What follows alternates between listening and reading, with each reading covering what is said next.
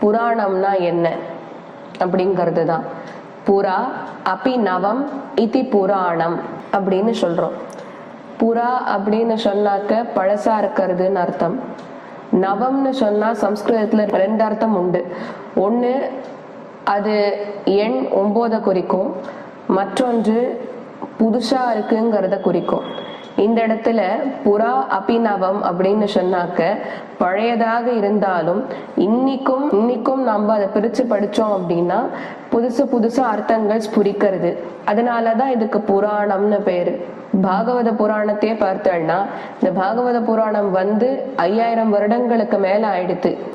ஆனா 5000 வருடங்கள் ஆனாலும் இன்னைக்கும் நாம அந்த புராணத்தை பிரிச்சு படிச்சோம்னாக்க நமக்கு புதிதாக அர்த்தங்கள் ஸ்புரிக்கிறதோ இல்லையோ, புதுசா அர்த்தங்கள் அனுபவிக்கிறோமோ இல்லையோ, அதனாலதான் இதுக்கு புராணம்